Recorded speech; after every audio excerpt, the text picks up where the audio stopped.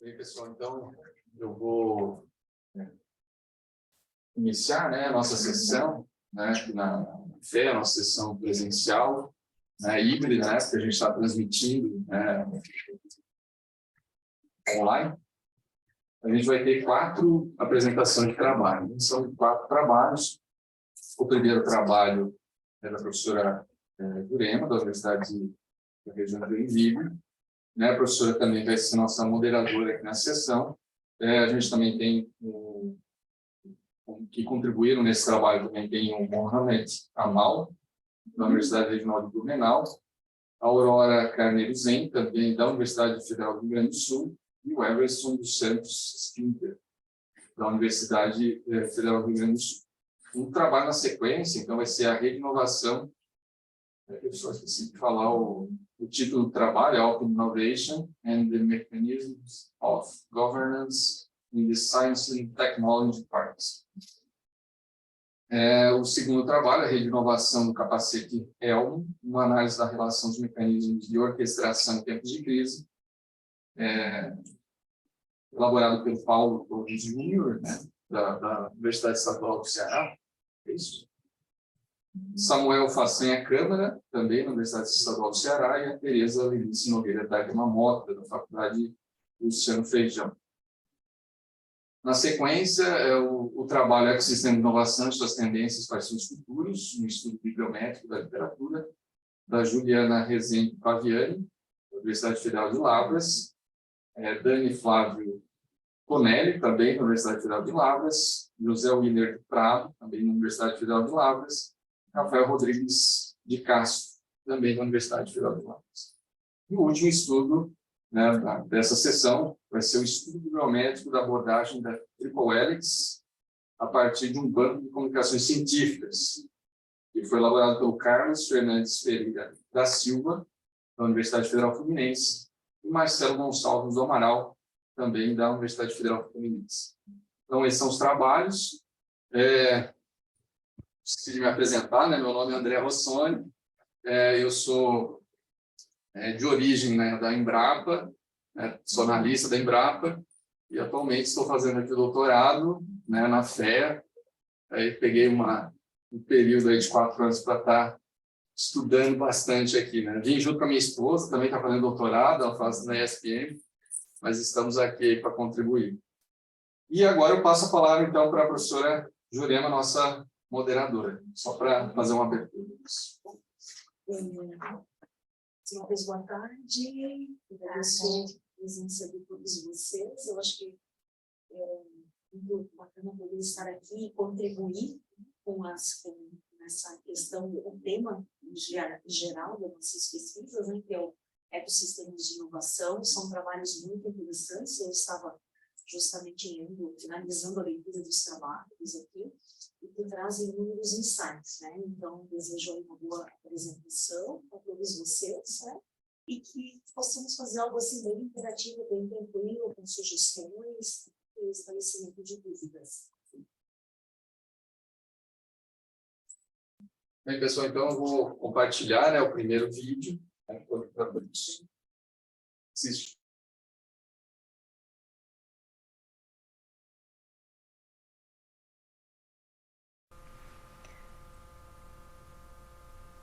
Hello everyone. So this study is about open innovation and the mechanisms of governance in the science and technology parks. This study was conducted by Professor Jurema Tomelin from Univille University from Joinville, Santa Catarina, Professor Mohamed Amal from FURB University, Santa Catarina, and Professor Aurora Carneiro Zen from Universidade Federal do Rio Grande do Sul, and as well as Everson dos Santos Spindler from the same university. So, open innovation refers to a distributed innovation process based on purposively managed knowledge flows across organizational boundaries. So it considers that research and development as an open system and suggests that valuable ideas can come from inside or even outside of the company. So open innovation considers the inter-organizational networks important contribution to the process. So it has already been emphasized as a key factor in determining the ability to successfully innovate. In this sense, the geographic proximity and local contexts are the main drivers of knowledge connectivity, which brings us to the importance of science and technology parks. So the science parks are considered a distinct geographical environment in which social and institutional processes emerge. Nonetheless, a governance mode must be established to manage the process of collaboration among the different stakeholders located in the science. So the relationship between open innovation, science parks, and governance has been partially stressed by previous studies. So this particular study aims to answer the following research question. How does the governance of science park shape the process and the mechanisms of open innovation under the perspective of the university and multinational enterprises relationship? So this study aims to address the process of open innovation in a higher unit of analysis by comparing and contrasting two different science parks located in advanced and another one located in a developing country, which with varying governance modes. So a bit of the theory. So the open innovation process is seen as a dynamic process comprising human, technological, and financial resources, which is present in the exchange flows between the players. Open innovation takes the form of three distinct processes according to Gassman and Enkel, which are outside in, inside out, and the coupled process. The outside process means or intends to integrate suppliers, customers, and external knowledge sourcing. The inside-out process is the external exploitation of ideas in different markets, such as selling. And the coupled process happens when the company links both outside in and inside out ideas by working in alliances with complementary companies. And now a bit of governance of science parks and interaction between the open innovation processes. So science parks are a specialized type of local agglomeration that provides a unique environment for accelerating technological innovation, nurturing new startup firms, attracting investment, and generating economic growth. So the operationalization and governance of science parks has different approaches. It can be managed by an university, it can be a business created by the private sector, or even both. So the framework of analysis of this present study is that the governance model of the science parks shapes the open innovation processes in its three different mechanisms. That means shapes the mode of outside in, inside out, or even the coupled process. So for the study, it was adopted a deductive, descriptive research, adopting a qualitative approach using an incorporated cross-country multiple case study as a research strategy. It is a deductive descriptive research because some assumptions from the literature were taken, and after that they were proved right or wrong after the analysis of the research. The unit of analysis here are both the science and technology parks, one located in Brazil, another one located in Italy. And the subunits of analysis were the governance and the multinational enterprises located in these technological parks. So we had like 9 multinational enterprises participating in this research and 8 governance members that answered our research questions.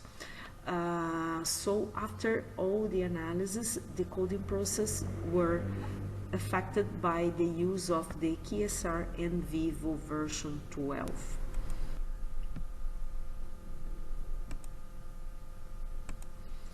So here we have some figures about both science parks that were studied.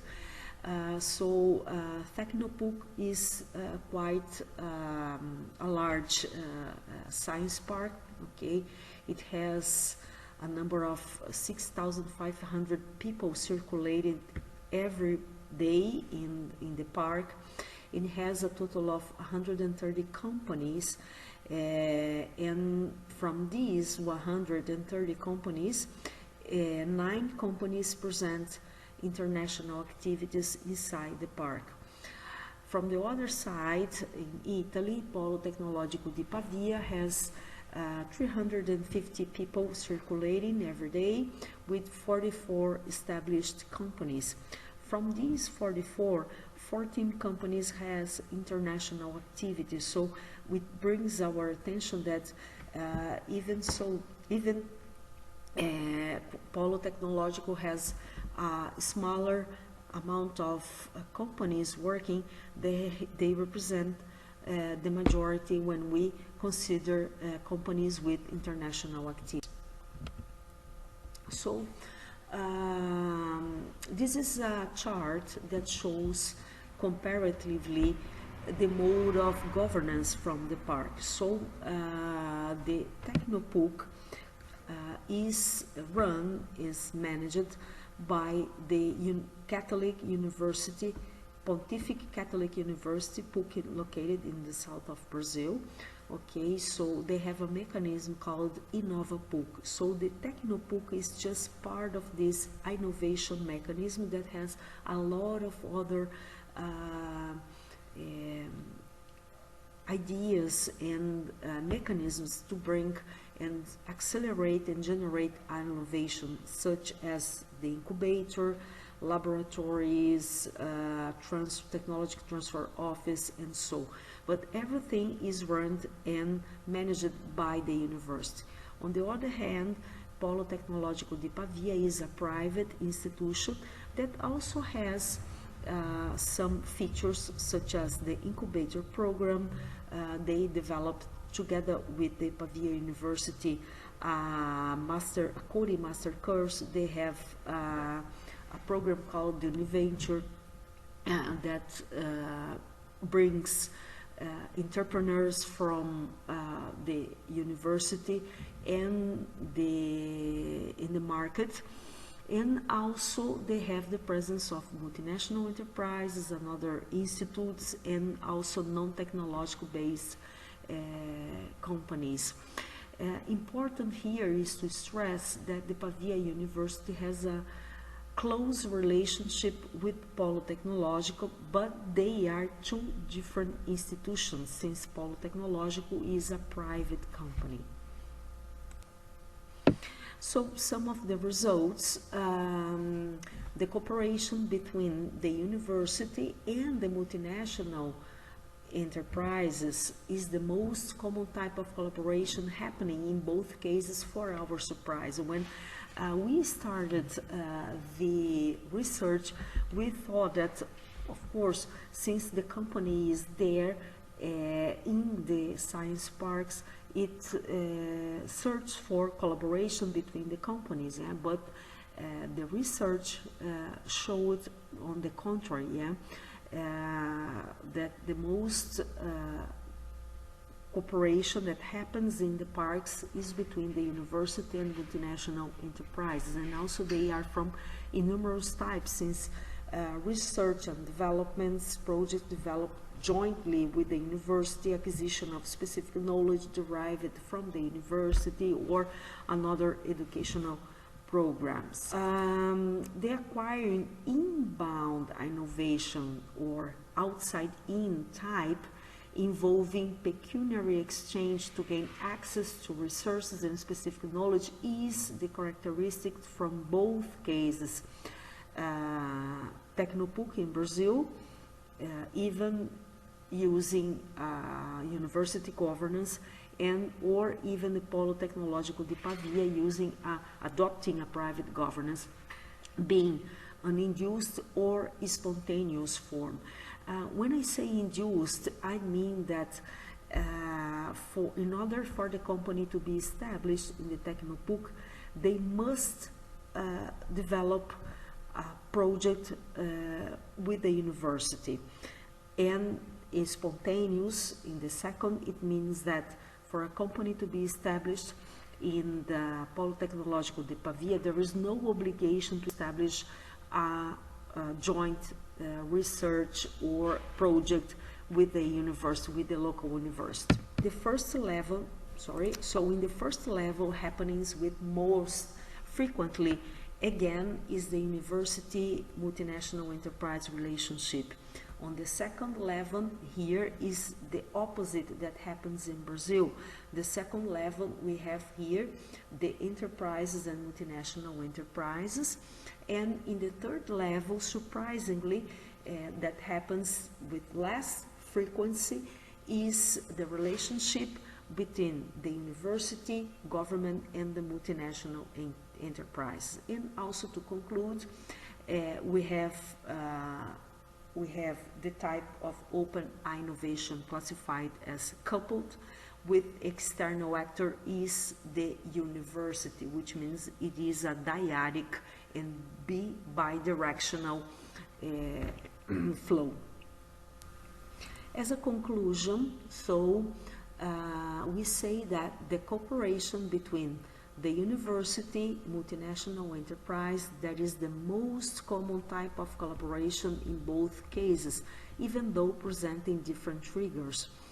Related to the open innovation processes, the inside out is less frequent and shares non-pecuniary information. The acquiring inbound innovation or the outside-in type involving pecuniary exchange to gain access to resources and specific knowledge is characteristics from both cases here in Brazil and also in Italy. And the coupled open innovation process that emerges more frequently here at Tecnopuc case. About the contributions of this study, we say that the unit of analysis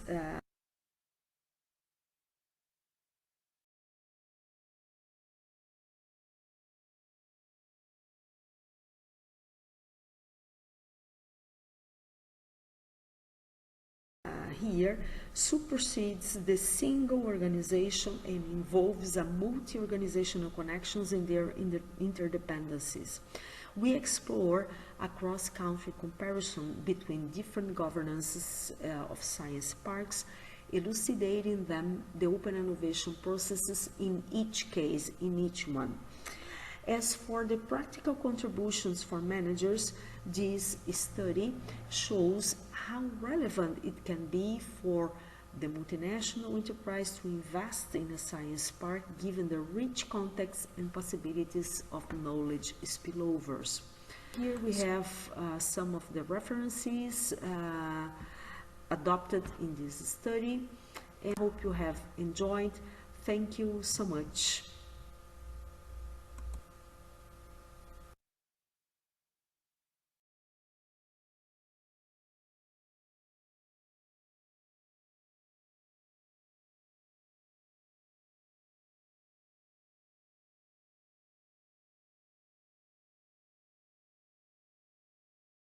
A Rede de Inovação Capacete Shell, uma análise da relação dos mecanismos da orquestração em tempos de crise.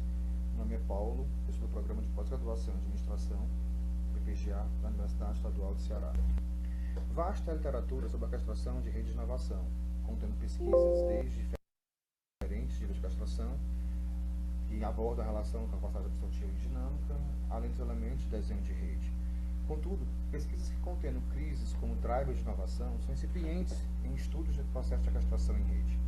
Diante disso, o objetivo do presente trabalho é analisar a castração em rede do processo de inovação, capacete de respiração assistida e capacete ELM, demandada pela crise da Covid-19, que foi elaborado no estado do Ceará.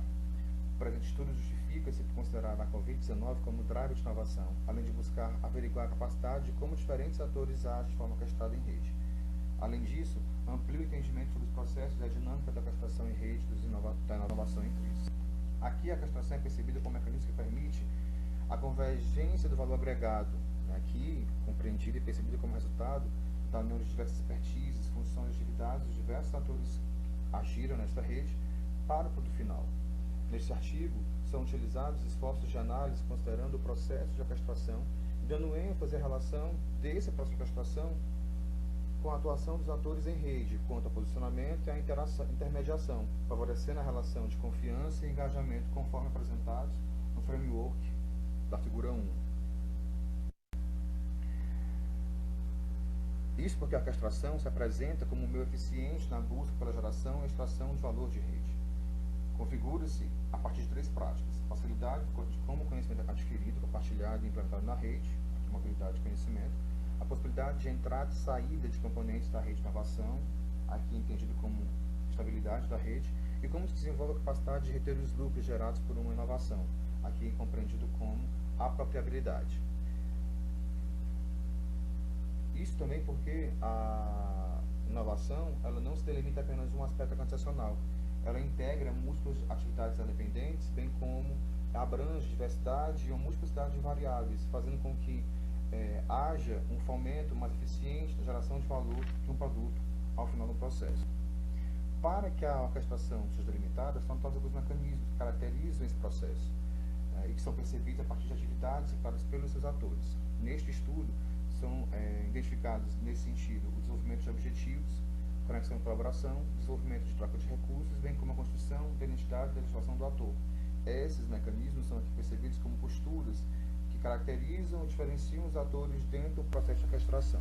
A pesquisa, enquanto sua metodologia, ela é exploratória, vez que busca dar explicação geral sobre a rede de inovação indicada. O método foi a estruturação de métodos utilizados de Vergara e foram utilizadas entrevistas semi-estruturadas de todos os integrantes que compuseram a rede de inovação do capacete ELM. Foram 20 entrevistas ao todo, de toda a rede do capacete ELM, desde gestores, médicos, terapeutas até pesquisadores e pacientes. Foram feitas 3 visitas técnicas e utilizados 4 documentos elaborados pelos pesquisadores do capacete para análise e completude do trabalho como um todo. Para a operacionalização das variáveis de mensuração da castração, foi feita uma avaliação das posturas de todos os atores entrevistados que fizeram parte da rede, aos quais foram atribuídas notas de 1 a 3 em relação à intensidade da atuação em cada um dos mecanismos da castração, com base nas evidências empíricas, entrevistas realizadas. Como resultado, nós tivemos a verificação da rede institucionalizada do capacete ELM, formada pela união de diversas instituições, desde instituições educacionais até instituições não ONGs, como a FIEC, a Escola de Saúde Pública, a FUNCAP, uma rede que durou 7 meses, desde a ação até a aprovação pela Anvisa, para que pudesse ser vendido, gerando um produto que melhora a capacidade respiratória, que é o capacete ELM, que reduz em até 60% da necessidade de internação em UTIs, é não invasivo, possui um menor custo, é bem mais seguro para profissionais da área de saúde, porque não expele o vírus já do paciente. Na figura apresentada está a estrutura social da rede de castração e a conexão entre os atores. Nós conseguimos ver aí toda a rede desenhada e a sua centralidade em relação aos demais atores. Atores em azul são atores do sexo masculino e em vermelho são do sexo feminino. A configuração de cada nó é em relação à sua função, onde o quadrado é uma função de gestão, os triângulos são funções de liderança e os círculos são funções técnicas ou voluntárias. Também foram obtidos dados como densidade, centralidade da mediação dos atores da rede. A rede tem um percentual de 60% potencial de utilização pelos atores, considera ela de alta densidade. Os graus de saída e entrada aqui são a centralidade mensurada, que foi feita de maneira individual para cada ator, bem como a intermediação desses atores. Um ator se destacou para o ator 2 com maior grau de centralidade e maior grau de intermediação. A centralidade é a saída e entrada de informações entre os atores. A intermediação é percebida como a comunicação entre os atores, promovidos por um único ator. É um ator que faz a intermediação entre a comunicação de outros nós. Em relação ao processo de orquestração, a mensuração, foram identificados que dos 20 atores que se compuseram, apenas 3 destacaram o nível mais elevado, 3 se encontraram no nível mais baixo e 14 se encontraram no nível mediano. Os atores com nível mais alto destacaram-se por promover ações fundamentais no contexto do desenvolvimento final e por sustentar as alianças que favoreceram o desenvolvimento do produto. Nível médio são aqueles atores que eram mais da parte técnica, organizacional, que não tinham tantas responsabilidades com a integralidade na gestão da rede. E os mais baixos são aqueles atores que contribuem com a legitimação do produto, ao se tornarem voluntários no processo de teste de usabilidade. Essa diferença se deu pela intensidade da interação entre os atores, que acabou causando também um reconhecimento de uma liderança que, embora não formalizada, foi percebida como legítima entre os demais atores por alguns atores da rede. Esse gráfico é o gráfico que apresenta a dispersão, que apresenta o nível de orquestração entre os atores da rede, nível 1, 2, 3, conforme pensado anteriormente. E esse segundo gráfico mostra a relação entre orquestração, intermediação e interação. Percebe-se que as esferas são os graus de orquestração entre os atores, e percebe-se também nessa figura que não necessariamente uma orquestração está relacionada com uma intermediação e uma interação. Nesse caso aí, um ator de uma orquestração também tinha maiores graus de intermediação e interação. Como conclusão, você percebeu que a rede de orquestração foi uma experiência sistemática e agregadora, que apesar de não haver uma hierarquia formalmente instituída, os atores compreendiam existir níveis estratégicos aos quais confeririam legitimidade e, de certa forma, uma liderança para aqueles atores que tinham essas funções mais relevantes, que havia um elevado fluxo de informação. Um dos atores destacou-se entre os demais, por possuir maior grau de estabilidade na mediação e também com maior grau de orquestração, e que mesmo sem ter todos os atores avaliados como altamente relevantes, a rede assim foi bem sucedida. Como limitações, nós temos a abrangência e analisação dos seus achados, ver se trata de um caso particular de orquestração e, para futuros estudos, sugere-se análise de processos de orquestração de redes em contextos sociais e econômicos desvinculados a épocas de crise, para que possa realizar uma análise mais complexa e completa em relação a variáveis que condicionam o processo como um todo. Essas são as minhas referências. Muito obrigado.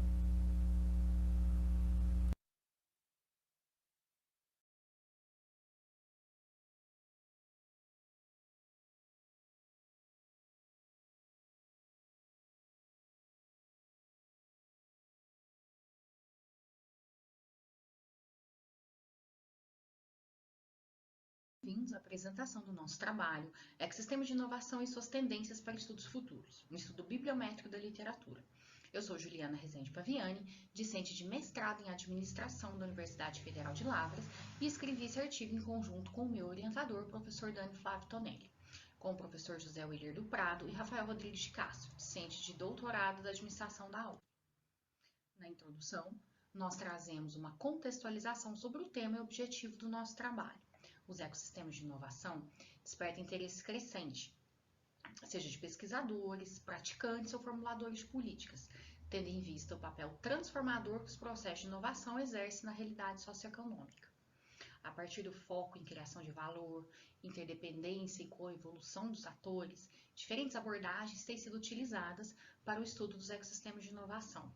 Ao mesmo tempo em que os ecossistemas de inovação se consolidam com ambientes relevantes, transformações como as provocadas pela pandemia do Covid-19 oferecem oportunidades para a inovação e podem impactar no incremento de ecossistemas de inovação virtuais, seja paralelamente ou complementarmente aos ambientes físicos.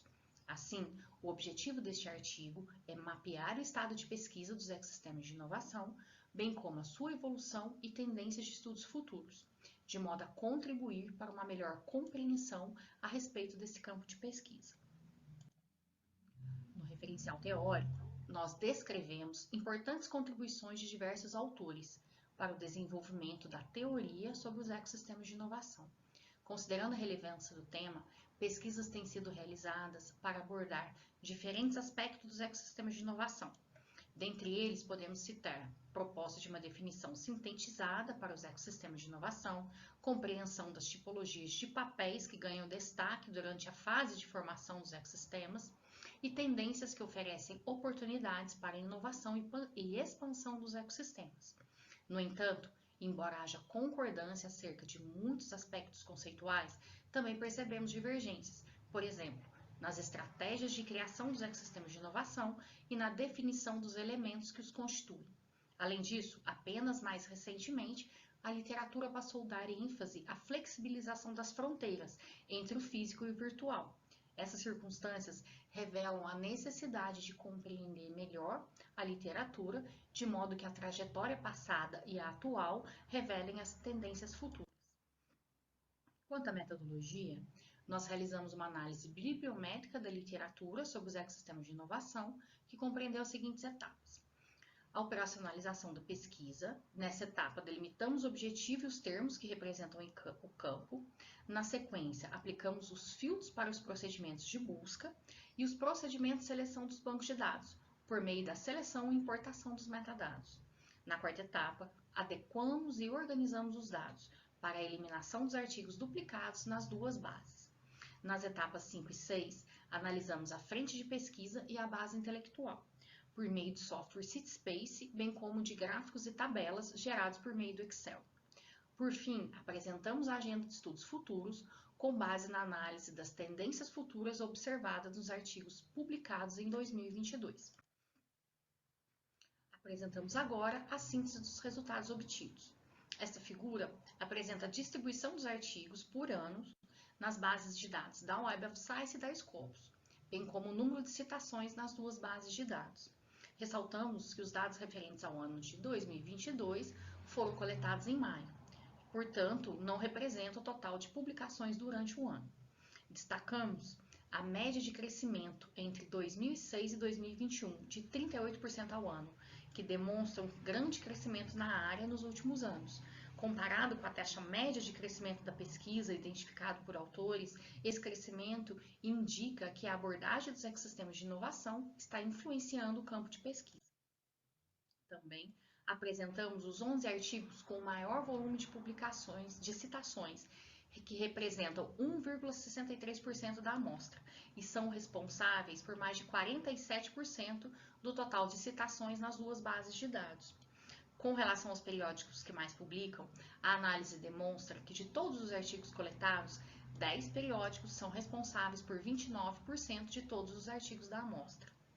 A análise das categorias indicou que as pesquisas sobre ecossistemas de inovação são abordadas por diferentes áreas de conhecimento e a rede de palavras-chave indicou que governança e futuro são os termos mais discutidos em 2022.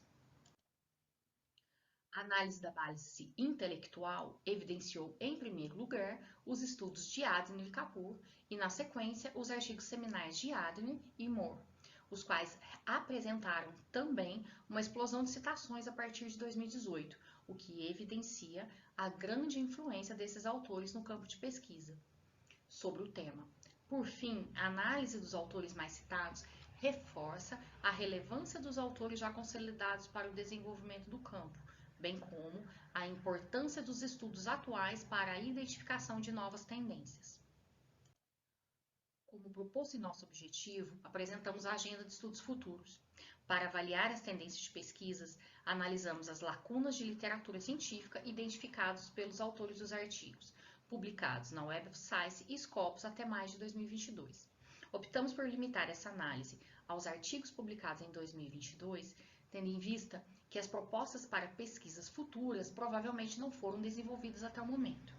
A partir das sugestões apontadas pelos autores, identificamos 5 categorias: fatores de sucesso e desafios, tipologia de papéis, expansão do foco e abordagem, ferramentas para o desenvolvimento e ecossistemas de inovações industriais. Identificamos também o direcionamento para estudos que abordem os fatores e desafios para o desenvolvimento dos ecossistemas de inovação, bem como estudos empíricos e comparativos em ecossistemas de inovação bem-sucedidos. Estudos longitudinais e qualitativos em diferentes contextos também foram identificados, como ecossistemas de inovação social inclusão de questões éticas, arranjos institucionais e empreendedorismo. Como conclusão, a partir da análise dos resultados, o trabalho confirmou a importância dos ecossistemas de inovação nas pesquisas científicas, indicando um crescimento significativo nos últimos anos. O artigo mapeou as pesquisas mais relevantes na área por meio da análise da frente de pesquisa, que identificou os principais artigos, periódicos, países e as diferentes áreas do conhecimento que abordam a temática. A análise da base intelectual permitiu identificar os autores e as obras mais influentes para o campo de pesquisa. Quanto à agenda de estudos futuros, a identificação e síntese das lacunas de pesquisas propostas em artigos recentes permite identificar fluxos de pesquisas emergentes, bem como a consolidação de propostas já existentes. Dessa forma, o artigo contribui com futuras investigações alinhadas com os principais desafios teóricos e práticos, que ainda precisam ser superados no conhecimento dos ecossistemas de inovação. Essas são algumas de nossas referências principais. Agradecemos pela oportunidade de participar do SEMEAD e estamos à disposição para discutir os resultados do nosso trabalho.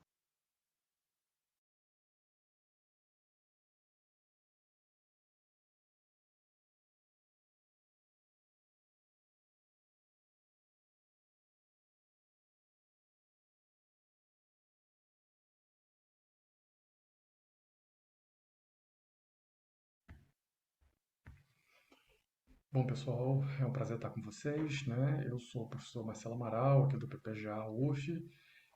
A gente está com um trabalho aqui, estudo bibliométrico da abordagem da Triple Helix, né, a partir de um banco de comunicações científicas. Esse trabalho foi essencialmente desenvolvido aí pelo Carlos Alberto Fernandes, né, sob minha orientação. Bom, vou apresentar um pouquinho o contexto do trabalho. Na verdade, o Banco de Comunicações Científicas, né, de comunicações acadêmicas sobre a Triple Helix, começou em 2009 como parte das iniciativas relacionadas à organização de uma conferência internacional. A ideia era conhecer os temas relacionados, combinar com novos temas, conhecer autores, instituições e países envolvidos com a temática, né, e entender alguns grupos que não participavam, atraí-los também para o processo. Tá? O objetivo original era compreender a produção acadêmica sobre, né, a Triple Helix que acontecia nas conferências e definir temas para a chamada de trabalho. Né? O objetivo atual, na verdade, é mais acompanhar a evolução do movimento. Né? Então, é uma ferramenta útil aí para pesquisadores, para a associação internacional e para organizadores de conferências e eventos científicos nessa área. Tá? Em termos de método, é essencialmente um estudo bibliométrico, tá? Baseado em medidas aí de frequência, organização de rankings, mas também, obviamente, envolve aspectos de cienciometria, infometria e webometria. Tá? O modelo da Triple Helix, né, imagino que boa parte de vocês conheçam, né, mas ele busca compreender as relações entre os atores das hélices, universidade, empresa e governo, né, dentro de um processo de criação, apropriação, transformação e difusão do conhecimento científico e tecnológico. Né? Uma teoria que está relacionada à inovação e ao desenvolvimento econômico no âmbito aí da sociedade do conhecimento, e tem várias aplicações. O banco de comunicações ele foi estruturado no software Excel, né? Ele contém ali 12 metadados que estão descritos aqui. Tá? A ideia do construto também, comunicação científica, né? Porque a gente tem ali artigos científicos, você tem, né, os papers de periódicos, os de congressos, capítulos de livro, palestras, etc. E separar isso até do que não é científico, né, como uma publicação de um jornal. Tá? Essencialmente, a gente tem lá a organização do que é publicado nas conferências, tá? E também em decorrência dessas conferências, né, publicações de números especiais em periódicos acadêmicos e etc. Só mostrando aqui, né, já temos aí um horizonte de mais de 25 anos de conferências sendo organizadas durante um período anualmente, depois, bianualmente, depois anualmente. Tá? Aqui o volume de entradas ano a ano. Né? Na verdade, a gente tem alguns trabalhos sobre a temática previamente ao início das conferências. Tá? E depois, né, ao longo dos anos, esse número vem variando. Tá? Entre 2009 e 2014, nós temos praticamente 40% das comunicações. Tá? Obviamente tem uma questão do tempo, né? Publicações em periódicos ainda não tão mais recentes, ainda não estão inseridas todas na base, né? Também essa queda mais recente aí das publicações pode estar relacionada aos locais das conferências e ao próprio efeito da pandemia também. Em termos de autores com maior número de comunicações, né? Os criadores, os propositores do modelo, né? O professor Henry Edskovitz e o professor Lutz Leidesdorf, são os mais prolíficos, né? Os mais produtivos nesse campo. Tá? Em termos, basicamente 20 autores, né?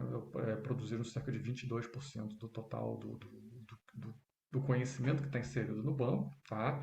Esse número mostra, né? Nós temos aí um volume enorme de autores, isso mostra que e de países, né, e de instituições, quer dizer, isso mostra a disseminação global, né, dessa discussão, né, teórica, acadêmica. Em termos de instituições, nós aqui também listamos as que estão as mais produtivas. Tá? Em termos de países, né, a gente nota aí, quer dizer, uma importância do Brasil nessa rede também. Reino Unido, Estados Unidos, Holanda, né? Esses 4 aí têm mais de 250 comunicações cada um. Tá? Todos já sediaram pelo menos uma conferência, no caso do Brasil 2, Reino Unido 3. Né? Num segundo nível vem aí países como Rússia, Itália, Suécia e Espanha também, com aí já mais de 100 comunicações cada uma. Tá? No primeiro quinquênio analisado, de 2010 a 2014, tem um aumento da produção total, né? Mas o número de trabalhos por evento diminui significativamente e isso continua, né, mais recentemente, tá? Tendo uma aceleração aí dessa queda a partir de 2020. Realização de fast tracks e edições, números especiais aí em periódicos, ajuda, principalmente no Triple Helix Journal, que é o veículo de comunicação da associação. Tá? Tem também uma percepção que os países que estão, né, num estágio intermediário de desenvolvimento econômico, principalmente os dos BRICS, né, essa discussão parece estar sendo mais relevante, a discussão né, da maturidade do sistema de inovação, das relações dos atores dessa esfera. Tá? Para concluir, né, caminhando para o final da nossa apresentação, o objetivo do artigo era analisar a evolução, né, do movimento da Triple Helix. Os dois proponentes do modelo seguem sendo os autores mais ativos, né, e que disseminaram mundialmente a abordagem. Né? Identificou-se aí uma tendência, principalmente nos países mais desenvolvidos, de migração, né, para um outro modelo, que é a discussão da 4P Helix. Tá? Obviamente o trabalho tem limitações, né? O esforço de alimentar o banco de comunicações não necessariamente pode pegar toda a produção sobre o tema. Como o banco está sediado aqui no Brasil com o nosso grupo de pesquisas, obviamente é mais fácil identificar, né, produção que está mais próxima da gente. Tá? E nesse atual formato a gente tem dificuldade de fazer algumas análises mais sofisticadas ou usar ferramentas, né, como o BiblioShine no R, né, o VozViewer, para entender as relações aí entre esses atores. Isso são desafios que a gente quer fazer mais para frente. Né? É possível hoje trabalhar esses dados do Excel, né, para um EndNote, para um Zotero, para um Mendeley, e assim, a partir deles, fazer algumas dessas relações. Aqui tem algumas referências, né, para quem tiver interesse aí, se aprofundar mais no trabalho que a gente está fazendo, né, e eu só tenho a agradecer aí a oportunidade de estar apresentando o nosso trabalho. Muito obrigado, tá? E estou à disposição para conversar um pouco mais.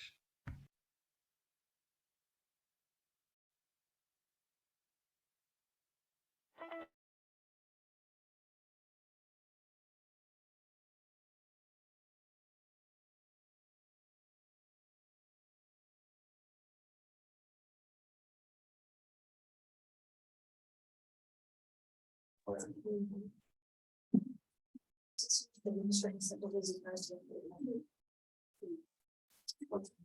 podemos começar de trás para frente, então, pegar alguns. A gente vai ter que, eu acho que meio que se juntar ali no meio para É o microfone melhor, captar, né? né? Porque senão daqui a pouco a gente vai ter pouca captação de som. Se nós pudéssemos projetar novamente as apresentações, né? Sugestões, algumas dúvidas, né? pessoal que quiser. Acho que quiser não, acho que é melhor o pessoal até para pegar a câmera aqui para a gente poder transmitir. A gente é quem vai debater, né? Os autores aqui.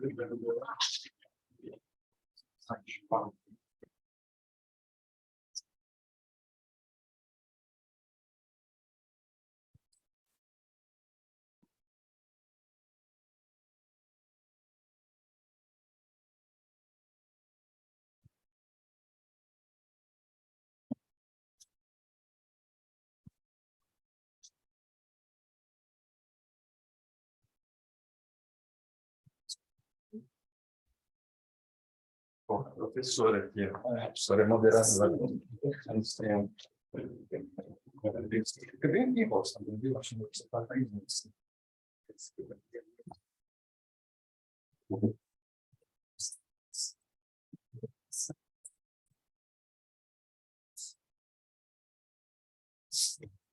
Bem, passo a palavra à professora.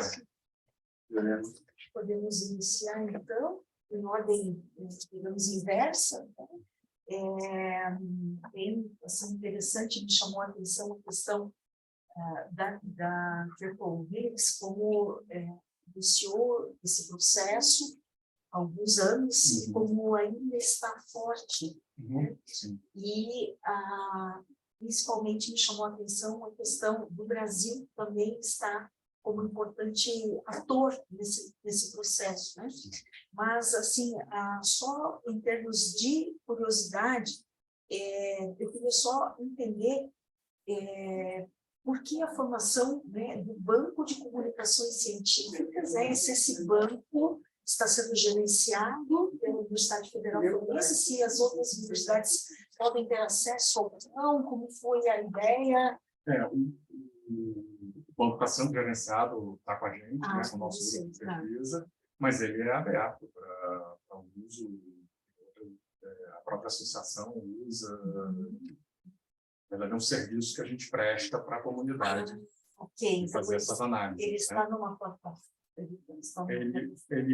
gente disponibiliza, né, a gente fecha, tempos em tempos, uma versão, que está atualizando ele constantemente, né, e aí a gente disponibiliza no nosso canal, site, no blog, né? Ou a pedidos também, né? A gente libera para fazer análise. Porque, na verdade, a ideia é exatamente essa de contribuir para o movimento, né? Então, toda vez, por exemplo, está sendo preparada uma nova conferência, a gente acaba internamente fazendo um relatório, sugerindo nomes para comitê científico, temas para os tracks, né, da conferência. Ele acaba tendo um pouco essa... Ele nasceu, né, para apoiar um evento de 2010, e ele vem ano a ano sendo uma ferramenta de gestão estratégica do evento. Eu vi também no artigo que vocês tiveram apoio de universidade, é isso? Não, ele começou com o organizador original, que era a La Salle de Madrid, que era o organizador da conferência de 2010, e depois, a partir de 2011, aí a gente fez uma redivisão dos trabalhos e passou isso para a UFI, passou para a gente. E ele é todo, digamos assim, custeado pela universidade? Hoje, basicamente, com projetos, né? Tem que buscar recursos aí, né? Mas aí está dentro de um bojo de outras atividades do grupo de pesquisa, né? CNPq, algum apoio interno, obviamente, bolsa. Não sei se eu gostaria de contribuir também, ou direcionar um direcionamento. Eu posso, professor Marcelo, inclusive antes da sessão aqui a gente estava discutindo, surgiu o nome do professor Marcelo aqui sobre hélice tripla, né? Então, é um tema bastante discutido, né, na Universidade Federal Fluminense. A minha questão ela é mais de cunho macro, né? Assim, como assim, conhecendo como funciona a hélice tripla hélice, né, fora do Brasil, e também nessa evolução para a hélice quádrupla, alguns falam da hélice quíntupla. Como está o Brasil posicionado em termos de outros países, por exemplo, nessa questão do desenvolvimento interno e até aqui dentro, né, quais as regiões que você vê aqui no Brasil que mais desenvolve a hélice tripla? Aí tem duas, né, vamos assim, fatiar isso em duas partes, né? Uma, a discussão mais acadêmica, né, e isso o próprio trabalho mostra que a gente é muito ativo dentro da comunidade internacional, né? Não é só, né, não é só um grupo que está conectado, na verdade são vários grupos, inclusive aqui nessa sessão, vários coautores de vocês são dessa rede também, né? Aurora, Dani. Então, é um tema muito disseminado, né? No Brasil tem muita produção sobre o tema. Do ponto de vista mais, vamos dizer assim, mais prático, mais operacional, é que é efetivamente a dificuldade, né? O nosso sistema de inovação ele ainda é imaturo, tem sérias limitações nessas interações. A gente tem um problema de continuidade de políticas públicas também, de investimento, e isso afeta diretamente as relações e os resultados, né? Então, a gente ainda está bem aquém, em relação, inclusive, né, nem falar Estados Unidos, Alemanha, Japão, né, que estão sempre, geral, Noruega, Israel, que tem um outro patamar, mas se a gente olhar outros países, talvez mais próximos, né, a Espanha, que é da nossa, a Itália, que é maior, etc., eles são bem mais eficientes nessa interação. A gente também tem que aprender um pouquinho, tentar avançar com ele. É uma dinâmica que se busca muito mais na parte, é bastante discutido na parte acadêmica, a gente vê isso. Eu estou iniciando mais nessa área das cooperações, mas é foco da minha tese essa, né, a parte das cooperações, não de disciplina, mas cooperação do dia a dia mesmo.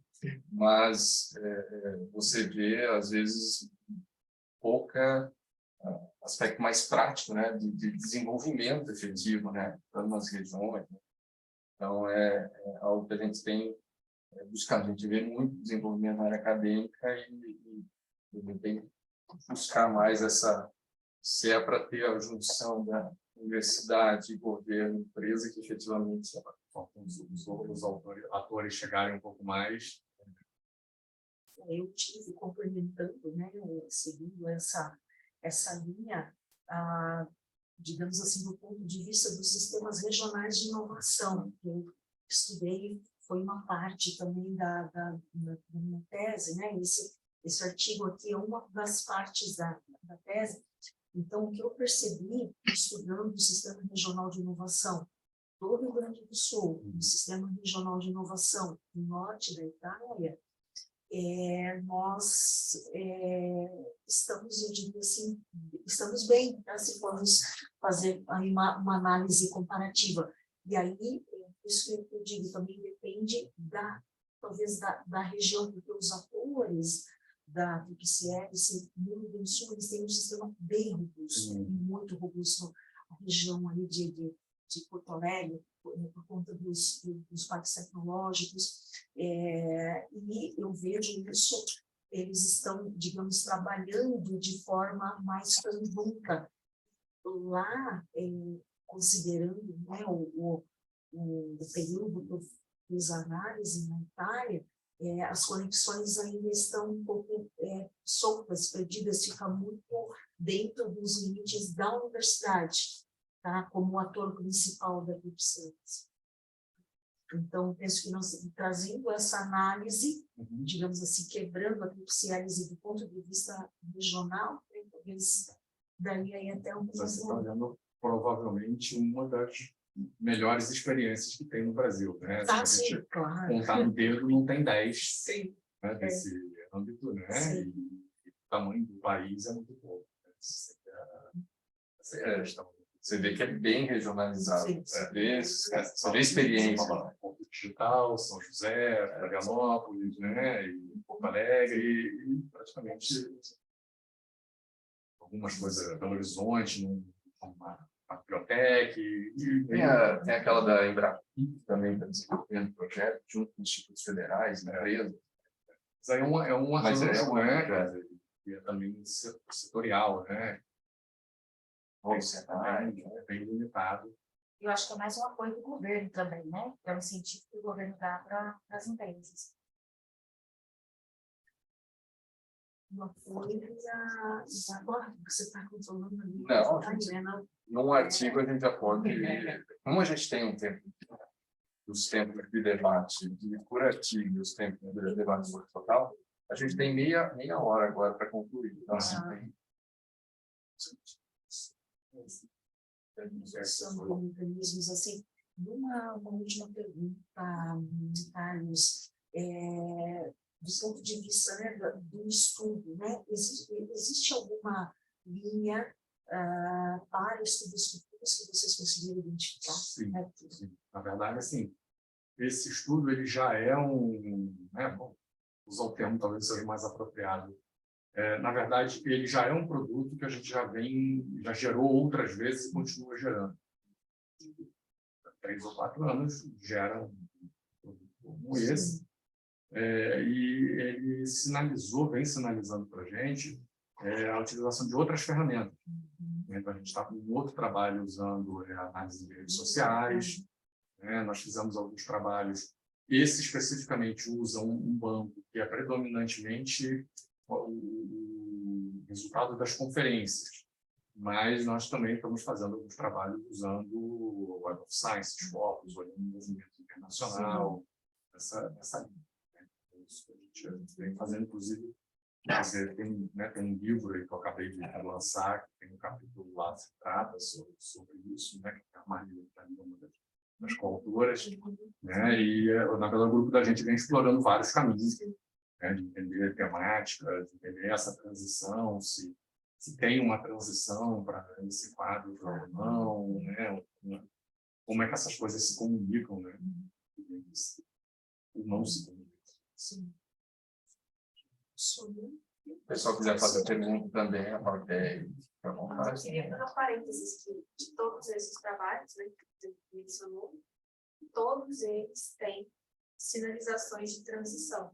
Não teve nenhum trabalho que a gente fez, bibliométrico de análise do banco, não teve um que deixou de mostrar a transição de tripla para quadro a violência. Principalmente em sistemas de inovação mais maduros. Sim.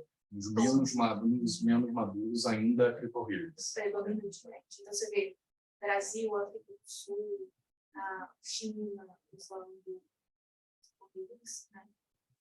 Estados Unidos, Itália, usando mais a base.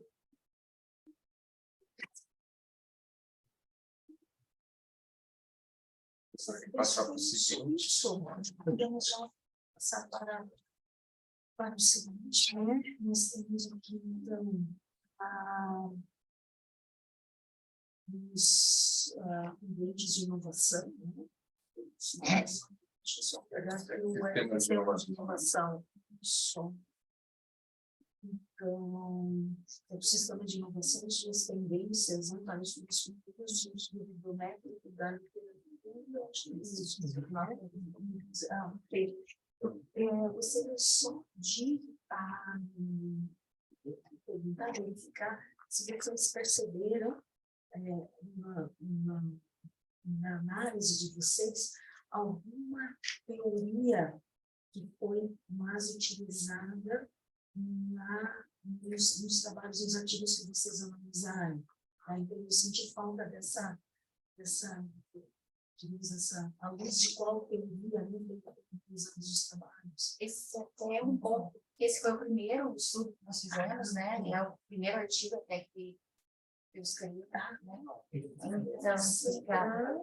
E esse artigo que ele vai dar sustentação para um próximo artigo, que é justamente com relação à teoria institucional. Então, nossa ideia do próximo artigo seria utilizar a teoria institucional para ver como que se dá a formação dos ecossistemas de inovação, tanto de forma espontânea como de forma induzida. Isso é o mestrado de você. Isso, é o meu. Tá. E aí você vai aplicar o quê? Na região, lá em Lavras? É porque eu estou licenciada da UFLA, eu sou administradora lá na UFLA, e trabalho no Parque Tecnológico da UFLA. Então, eu consegui uma licença, um afastamento justamente para estudar o sistema de inovação, que lá está a informação dos ecossistemas, né? Então, para poder ter conhecimento, para poder aplicar na prática mesmo. Trabalho no interior da Lidiane, Sim, o Dani, o professor Na banca Dani, dela. Era um trabalho interessante de exatamente ela mapeamento dos estudou atores. isso, né? ela estudou o sistema de inovação de lá. Isso, ela era da prefeitura, né? E ela estudou para dar um passo para vocês, né? Sim. Porque ela identificou os atores, entendeu algumas relações. A continuidade do trabalho que vai ser, A continuidade. além desse Então, trabalho. esse primeiro artigo seria o artigo bibliométrico, né? O segundo, né, estou conversando com o professor Dani, seria utilizar a teoria institucional para analisar como ocorre a formação. A ideia é visitar dois tipos de ecossistemas de inovação, um que foi de forma induzida e outro foi de forma espontânea, para verificar como ocorreu, né, as vantagens, né, qual se desenvolve melhor. Mas acho que essa abordagem que vocês fizeram de orquestração também é importante, né? E a discussão de governança colaborativa também, né? Que é muito importante esse processo. Nós até estamos trabalhando na melhoria do artigo, nós já juntamos as duas bases, então já atualizamos os artigos até agosto, foram 83 artigos esse ano, e o que a gente percebeu é que também tem muita lacuna de pesquisa com relação a ecossistema de inovação em emergências, em situações de emergências. Então, isso já estamos já finalizando para poder aprimorar esse artigo.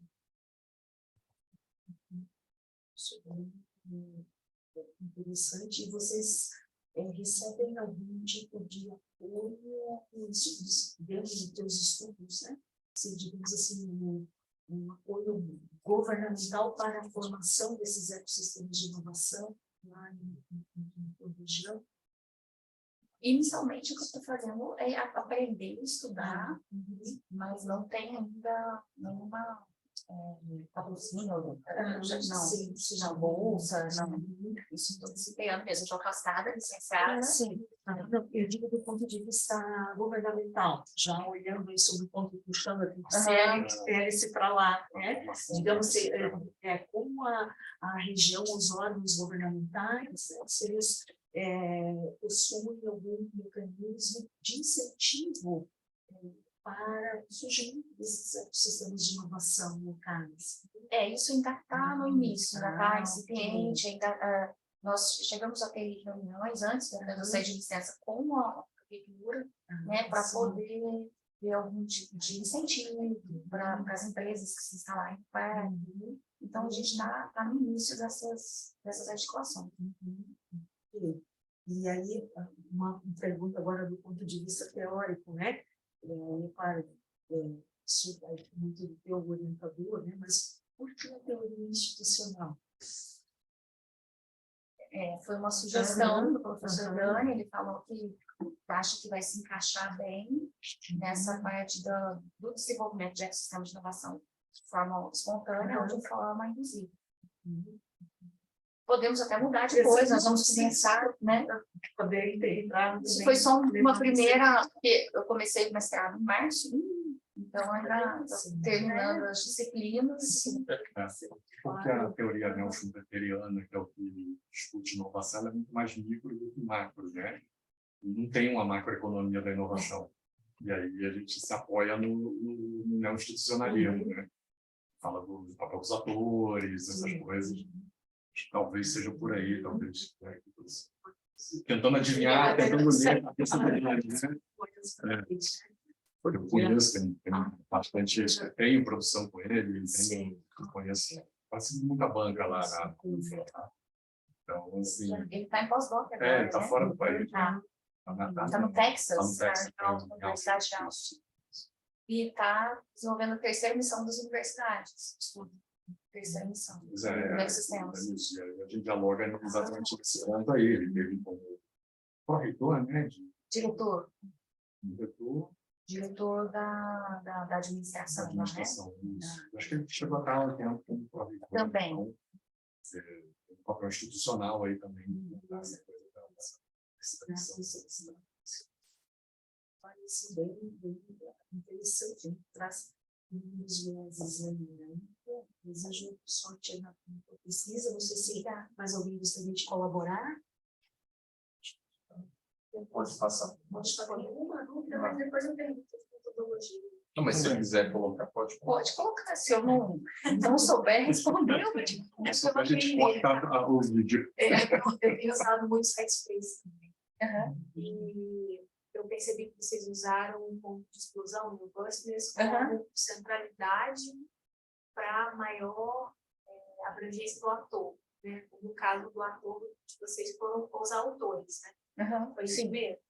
Só que vocês em algum momento perceberam, fizeram um time span disso, porque o Bustness, e até eu aprender mesmo, que eu tinha entendido, ele tem um começo, meio e fim. Então, Sim. por exemplo, se foi uma publicação de 2005, por exemplo, ele pode ter esse ponto de explosão até 2008, mas ainda assim ser a maior explosão e a gente citar isso, né? Mas atualmente pode não estar influenciando tanto. E era isso que eu queria saber, como que vocês estão enxergando esses pontos de explosão do Sidespace para a análise de vocês, porque isso muda completamente o nosso resultado. Porque é subjetivo. Sim. Na verdade, nesse primeiro artigo que nós fizemos foi o seguinte, colocar uma ordem de data, não do Bustness, né, para ver qual são os mais atuais e as tendências dos autores mais atuais. E ainda assim deu 2008. O maior Bustness, né, a gente citou 2008, mas lá aparece os mais atuais também. Então, ele é o maior, mas não necessariamente o mais atual. O mais atual. Porque a gente colocou lá, na figura está em ordem cronológica. Entendi.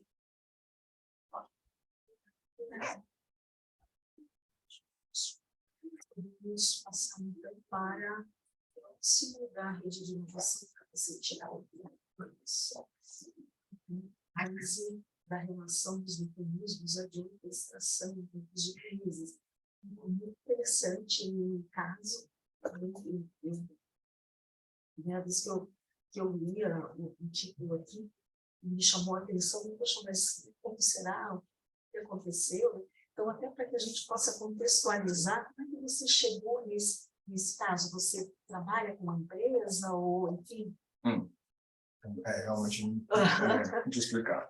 O CITEL, durante a crise da Covid, né, um grupo de pesquisadores, empresários, né, do Estado e a universidade se juntaram através de uma rede informal, eles não tinham contato entre eles, e através de uma rede de WhatsApp, começaram a pensar em uma forma de tentar ajudar a sociedade. E um médico, que é o principal ator, ele sugeriu uma ideia, inicialmente, que seria dos respiradores, para tentar facilitar o alcance, né, e a redução da mortalidade. Ele é pneumologista. Nessa conversa, identificaram que um respirador ia sair muito caro, né? Isso em rede WhatsApp, ninguém se encontrava. E ele identificou o helmet, que é um capacete italiano, salvo engano, né? E em cima dessa tecnologia, eles pensaram em formas de tentar aprimorar para o contexto brasileiro. Por quê? Durante a crise, não havia um mercado, né? As peças eram difíceis, o acesso ao material para se construir um capacete do zero no Brasil era muito complicado, não havia, tudo estava fechado naquela época, né? E havia ainda as deficiências do capacete do helmet. Por exemplo, diferentemente do elmo, o helmet ele expele o vírus, o elmo ele não expele. Então, foi feita toda uma inovação em cima dessa ideia, com um design e material legitimamente cearense, por assim dizer. Então, buscou-se experts, desde designers a engenheiros de UTI, engenheiros clínicos, fisioterapeutas, pneumologistas, né? O Senai entrou com os laboratórios. Todo esse grupo de interessados foi desenhando esse aparelho, que teve 20, oficialmente foram 20 protótipos, mas fora dessa oficialidade foram mais de 80, em cima de testes, de produtos, de testes clínicos, para chegar num produto viável financeiramente, eficiente, né? Então, e a grande questão é porque foi inovação que começou através de uma rede WhatsApp, uma conversa, e demorou 7 meses até a aprovação da Anvisa, num tempo muito rápido, né, e com grande índice de resultado, porque dentre os pacientes que eu entrevistei, todos eles tinham 80%, 90% de capacidade respiratória comprometida. E em 24 horas eles voltavam a conseguir toda a capacidade. E não evitava a intubação. Porque você ser intubado é mais provável a óbito do que não, de acordo com os estudos que vêm na área médica. Então, esse capacete ele veio nesse sentido. E essa rede, mesmo não tendo acesso, eles não tinham muitos contatos entre eles. Eram grupos, né? Não estava na época.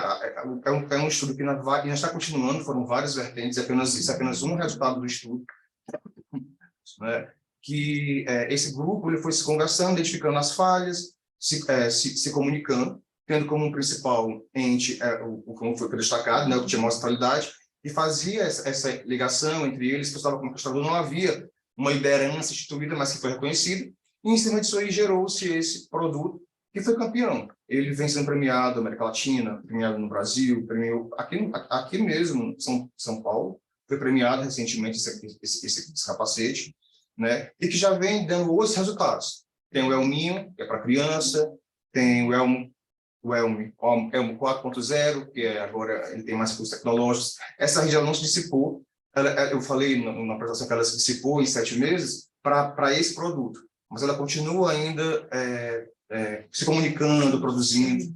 Esse foi o contexto. Isso que eu gostaria assim, de entender, certo? Porque você utiliza muito a questão da orquestração, Sim. né? Então, teve algum ator principal que fez a orquestração da rede? Pelo que eu me recordo, tinha um ator principal. Né? Aqueles circunferências, quanto maiores, era o maior nível de orquestração. Nós tivemos, eu também coloquei na dispersão 2 atores que se destacaram na orquestração. Sim, tiveram 2 orquestradores. Bem, eu vou dizer aqui que, enfim, o médico ele tinha esse papel de orquestrador. Em que sentido? Ele levava a informação, ele mobilizava as pessoas, ele conseguia fazer com que todos se engajassem. 2 dos construtos eram confiança e engajamento, que estão mais abordados em outro artigo, que eu não devo abordar nesse porque era muito curto, então eu preferi trabalhar a questão da rede social mesmo, na questão social, de como essa rede convergiu para esse resultado, né? E esse orquestrador, junto com um outro institucional, no sentido de que não confundindo com liderança, mas no sentido de possibilitar que a rede viesse a funcionar e agilizasse os caminhos, né? Facilitasse os caminhos de acesso a recursos. O outro orquestrador de maior destaque é o presidente da FUNCAP, que é o Fundo de de Fomento à Pesquisa e Ciência no Ceará. Então, ele liberava bolsa para bolsistas, mesmo... Liberava não, né? Ele concedia através da questão legal. Não liberação, não havia nada, apenas agilizava-se o processo, mas tudo na legalidade, tudo com todos os trâmites necessários, burocráticos. Mas ele identificava os bolsistas, agilizava os recursos, providenciava a indicação de pesquisadores, ele tomou a frente institucional, mas ele não se destacou na rede porque ele não tinha contato com os outros atores. Ele fornecia a possibilidade de funcionar. Exatamente, mas não diretamente, ele não interagia com todos os atores, interagia com um grupo dele. E esse grupo, com outros atores envolvidos, ia ramificando com outros. Nesse grupo, ele comunicava-se com o diretor do Senai, e tinha um grupo dele ali que se comunicava com as fisioterapeutas, que tinha um grupo de pacientes, e assim foi fazendo essa rede toda. Isso que me chama atenção, quando você coloca o desenho das redes, ele aparece exatamente 2 desenhos distintos, né? Exato. Um com as fisioterapeutas de um lado e outro com os outro. Isso interessante. E o médico no meio. Exatamente. Então, ele teve um papel de ligar todo mundo. Isso. E aí eu me pergunto, esse produto já foi patenteado? Foi. Ele está em nome, não sei se você pode falar, em nome de quem? Está em nome de 3 instituições. Da instituição que produziu, que é a Esmaltec, do grupo esqueci. A ideia partiu dos 3. Da da instituição. instituição, da FUNCAP, Tá. da Escola de Saúde Pública Aham. e da UFC. Foram os três que mobilizaram. Foi a É tipo um estado de Claro. saúde. Escola de Saúde, ele é o cientista-chefe, ele é ele é o atual diretor da Escola de Saúde Pública. Da FUNCAP, ele é o presidente da FUNCAP, né, cientista-chefe também do Estado do Ceará, que é um programa que envolve sistemas de inovação, envolve toda essa questão também está sendo implementado no Ceará, e a Universidade Federal do Ceará, que vem e o Senai. Basicamente, os três, era o Senai, na verdade, Senai FIEC, Escola de Saúde Pública e FUNCAP. São os três principais elementos que estão com a autoria dessa patente, com a empresa que está atualmente produzindo, que é a Esmaltec, que é do grupo Edson Queiroz. Eu ia fazer uma pergunta sobre essas três partes. Qual que era o nível, por exemplo, você coloca confiança e engajamento, né, como dois pontos importantes. Inclusive, uma das áreas que eu pesquiso é teoria do capital social, que envolve muito a questão da confiança, relações entre eles. Aí eu lhe pergunto, entre eles se conheciam, os líderes principais dessas instituições? Os líderes conheciam. E qual era eles tinham, então, uma relação já... Nem todos. Ou não? Nem todos. Conheciam, de conhecer por alguém que conhecia. Na rede se conheceram, mas eles conheciam, eram pessoas de destaque. Era o diretor do Senai, era o presidente da FUNCAP, era o diretor da Escola de Saúde Pública, era o presidente da FIEC. Então, eles se conheciam porque vivem em reuniões, se juntaram, e cada um foi juntando a quem eles confiavam para fazer parte da rede, foram chamando. Então, eu não poderia conhecer o pneumologista, que era do doutor médico. Mas, com o tempo, eu adquiri, eles confiavam em mim, eu confiava nele. Não havia um contato direto entre eu e ela, mas a confiança permeava por meio da centralidade desse médico, que fazia todo esse processo de comunicação, habilidade e conhecimento. Então, não havia, digamos, uma questão contratual entre esses atores. Não havia. É um ponto que eu questionava para o professor, para o meu orientador, que é o Samuel. Dizer, professor, aqui, basicamente, o que eles falam bastante nas entrevistas deles, que eu que analisei, era uma questão altruísta. E é estranho analisar isso no contexto, porque se eles não... o valor agregado veio depois, obviamente, mas durante o processo, eles não pensavam nisso. Pensavam realmente em fazer o bem. E não havia um contrato em relação às bolsas. Né? O fisioterapeuta investigava, trabalhava e ligava uma bolsa para aquilo, um retorno. Mas pelo que se falava e coletava, as entrevistas que eu fiz pela profundidade não foram roteirizadas, mas a gente deixava eles falarem à vontade, que ainda tem muita coisa podendo retirar dela. Não era algo capitalizável. Era capitalizável, mas era mercantilizado, era esse objetivo. O objetivo era outro. Né? E isso é um questionamento que eu tinha, porque é o que me procura ainda aprofundar um pouco mais nessa pesquisa. Existem frameworks que eu não analisei, como, por exemplo, de crise. O da crise, né, que engaja o primeirinho lá que tem aqui, a gente ainda vai debruçar ele, que é muito grande. Eu realmente foquei só em dois. Só na centralidade, na intermediação, em cima de como ele incidia na confiança e engajamento, e isso era a orquestração. Isso é apenas uma parte do trabalho que vem se ramificando. Eu queria até fazer uma pergunta sobre a questão de método, né? Você coloca uma parte que você coloca a triangulação de métodos, né? Aí eu fiquei na dúvida, porque o seu trabalho ele parece ser bastante qualitativo, né? Utilizando um método mais de caso, pesquisa básica e tal. Mas e aí eu queria identificar os métodos, né? Eu não consegui. Aí eu imaginei que fosse um trabalho maior, uma coisa mais extensa. Esse trabalho é apenas uma parte, apenas um dos resultados desse trabalho. A análise, nós utilizamos o mais relevante, que é a análise expectativa dos dados, que trabalha com painel, em cima disso aí a gente meio que quantifica. Embora não seja o ideal, né? A quali tem a sua importância, a quant também, mas o orientador ele tem uma ideia de tornar mais fácil a leitura de dados qualitativos, não mais fácil, eu não sei bem definir como é que ele entende, mas ele me sugere que o painel, transformado em painel, fica mais, acho que talvez fácil para um leigo entender aquela análise qualitativa em cima de painéis, né? Painéis esses que são valorados a partir da nossa interpretação com vários elementos. A triangulação, ela vem de analisar métodos que vão de análise de conteúdo, relacionados tanto à entrevista, como também a mais profundidade, a experienciação, a observação participante, não participamos, né? Mas fomos aos locais, aos laboratórios, presenciamos, eu utilizei o capacete Sherman também, para poder ver como era claustrofóbico, como é que o paciente se sentia, né? Não fomos nos locais, porque, enfim, não tinham como ir, né? Nos locais, mas... Uma pesquisa quali com diferentes formas de análise dos dados. Exato, né? exato. Dizer, não quali, quanti.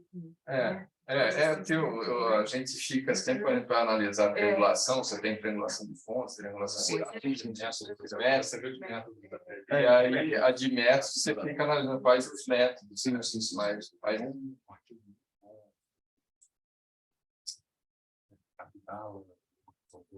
triangulação. A gente está utilizando ele, o Vitala também, como aplicação para a aplicação, sim. Mas é interessante, só para, digamos assim, já indo finalizando, né, a tua análise, a questão, realmente não houve um contrato, mas nesse caso aqui, existiam instituições que entregavam a confiança na rede. Certo? Então, por isso que funcionou o processo todo. Né? A gente já está indo para o final, só gostaria de fazer, então, agora uma questão mais específica sobre o trabalho da professora. Sim. Né? A gente poder passar, então, já indo para o nosso final. A professora fez um trabalho bem interessante, né? Qualitativo, comparativo, né? Bem estudo de multicaso, né? É multicaso? E aí utilizou parque científico tecnológico lá na Itália e aqui no Brasil. Esse é da PUC, né? E lá da Itália. Eu achei bem bacana, principalmente quando você fala sobre a questão da inovação aberta, a questão espontânea, a questão induzida, né? Então a gente fica sempre com essa, fala assim, não, eu vou induzir a partir de projetos, de pesquisa a partir da universidade, ou isso vai vir espontaneamente a partir das empresas e tal. Então, na Itália é mais espontâneo, e aqui é mais induzido. Eu fico sempre com a perspectiva, eu estava discutindo antes, né, da gente iniciar a sessão, com o Rafael Crispim, né, também, eu acho que você conhece ele, a gente estuda junto aqui no doutorado e a gente ficou, acho que 2 horas aqui discutindo sobre essas questões. Então, a gente teve um debate antes. E uma das questões que a gente coloca, que é principal, né, quando você tem relações, né, de querer fazer pesquisa entre universidade, ou instituições acadêmicas com empresa, é financiamento, né? Isso é dinheiro, né? Tudo que é artigo está falando sobre recurso e tal. A minha pergunta, né, e a minha provocação aqui é mais nesse sentido. O que é mais, que fomenta mais essa questão financeira? É uma questão mais espontânea ou uma questão mais induzida, em termos de projeto? E como você viu essa questão financeira lá na Itália e aqui no Brasil? Interessante é que a questão financeira aqui no Brasil, nós somos mais dependentes do nosso sistema regional de inovação. Tanto